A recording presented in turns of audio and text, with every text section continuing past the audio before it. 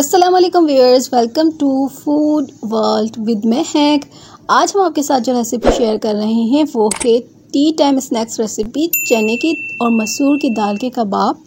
जितने ही ज़्यादा ये आसान रेसिपी है उससे ज़्यादा ये टेस्टी है और बहुत ही इजी वे में बन जाती है।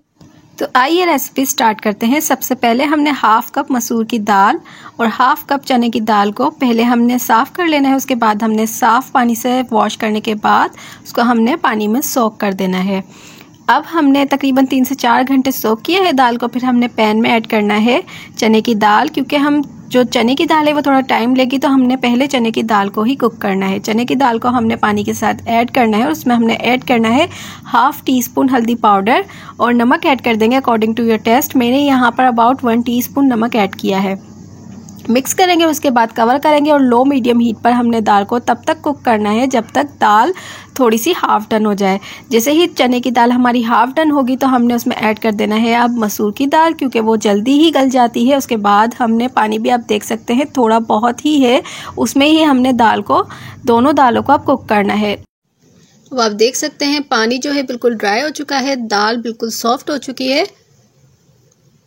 दाल को कर लेंगे हम ठंडा और उसके बाद हमने चॉपर में ऐड करना है 4 हरी मिर्च, एक स्मॉल साइज़ की हमारे पास प्याज थी और तकरीबन हाफ इंच अदरक का पीस था। चॉपर में ऐड करेंगे हाफ बंच हरा धनिया और हाफ बंच पुदीना और उसके बाद हमने फाइन चॉपराइज कर लेना है।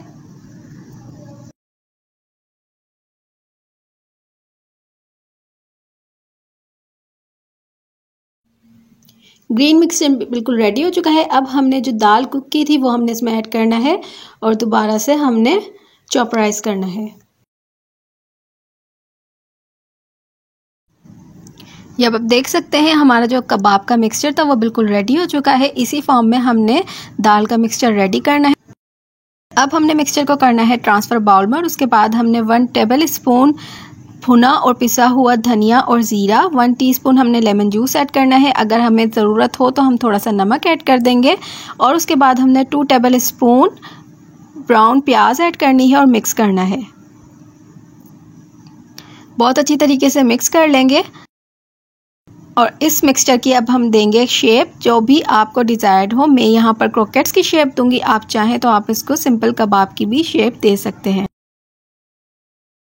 बस इसी तरह हमने पहले बॉल बनानी है और बॉल बनाने के बाद हमने क्रोकेट्स की शेप दे देनी है।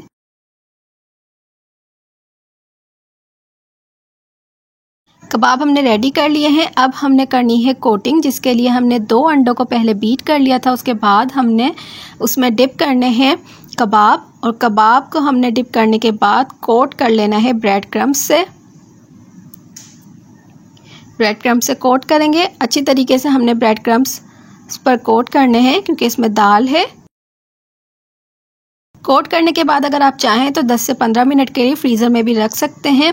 अब हमने ऑयल को हीट कर लिया है और हमने करना है अब कबाब को फ्राई।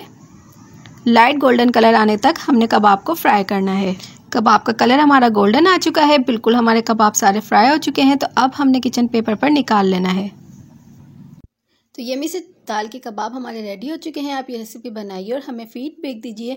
इंशाल्लाह ताला आपको ये रेसिपी ज़रूर पसंद आएगी। अगर आपको हमारी वीडियो पसंद आई है तो लाइक कीजिए, सब्सक्राइब कीजिए और बेल आइकन को प्रेस कर दीजिए ताकि आपको हमारी हर न्यू वीडियो का नोटिफिकेशन मिलता रहे। इसके अलावा फॉलो कीजिए हमें इंस्टाग्राम और फेसबुक पर। Stay connected to food world with Mahak. अल्लाह हाफिज़।